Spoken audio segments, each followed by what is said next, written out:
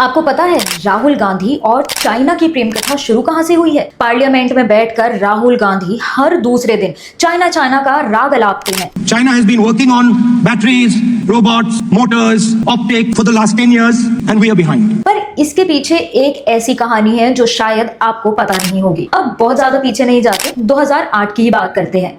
Beijing Olympics का बहाना था, लेकिन असली खेल तो पर्दे के पीछे हो रहा था। राहुल गांधी और सोनिया गांधी ने कम्युनिस्ट पार्टी ऑफ चाइना के साथ एक सीक्रेट एमओयू साइन किया। अब कमाल की बात है, दुनिया भर के एमओयू पब्लिक होते हैं, पर ये वाला आज भी तिजोरी में ही बंद है। राहुल जी, आखिर ऐसा क्या टास्क मिला था आपको जो आज तक बताने से डर लग रहा है? और अकेले राहुल ही नहीं, इनकी पूरी पार्टी चाइना भक्ति में लगी हुई है। 2010 में जयराम रमेश बीजिंग जाकर अपनी ही होम मिनिस्ट्री को डरपोक कह रहे थे। अब ये वही जयराम रमेश हैं जिन्होंने टॉयलेट को राम मंदिर से ज्यादा पवित्र कहा था। ये यात्रा वो चीज बनाने के लिए है जो मैं समझता हूँ मंदिर से भी पवित्र है, और वो है शौचालय। 2013 में जब चाइनीज आर्मी लद्दाख में घुसपैठ कर रही थी, तब फॉरेन मिनिस्टर सलमान खुर्शीद वहां जाकर सफाई मांगने की बजाय उनके साथ इश्क लड़ा रहे थे। खुर्शीद साहब ने तो यहाँ तक कह दिया था कि उन्हें चाइना में रहना पसंद है।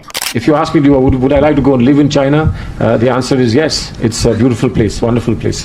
अरे सर, अगर इतना ही लगाव है तो वीजा क्यों नहीं लगवा लिया? भारत की जमीन जा रही थी और आप वहां पर प्यार जता रहे थे। 2013 में जब चाइनीज ट्रूप्स भारत के 19 किलोमीटर अंदर तक घुसकर बैठ गए थे, तब तो राहुल गांधी के मुंह से चाइना के खिलाफ एक भी शब्द नहीं निकला। 2010 में ही डिफेंस मिनिस्टर AK एंटनी ने भी पार्लियामेंट में एक बहुत ही अजीब सा लॉजिक दिया था और ये कहा कि बॉर्डर पर रोड मत बनाओ, क्योंकि अनडेवलप्ड बॉर्डर ज्यादा सेफ होते हैं।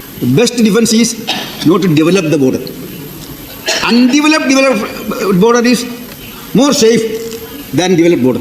वाह, मतलब ये तो वही बात हो गई कि दुश्मन घर में ना घुसे, इसीलिए दरवाजा ही मत लगाओ। लेकिन 2014 के बाद ये डर खत्म हुआ। कश्मीर में आईफल टावर से भी ऊंचा ब्रिज खड़ा हो गया। मिजोरम में पहली बार ट्रेन पहुंची। 13,000 फीट की ऊंचाई पर सेला टनल बनी है ताकि हमारी आर्मी 365 दिन चाइना की आंखों में आंखें डाल सके। और ये आइडियोलॉजी आ गई कि अब हम सीखते नहीं हैं, बल्कि हम दुश्मन को सिखाते हैं। तो राहुल जी, देश तो जान ही जाएगा कि आप किसके लिए ड्यूटी कर रहे हैं। अब बस ये बता दीजिए कि अगली स्क्रिप्ट चाइना से कब आ रही है।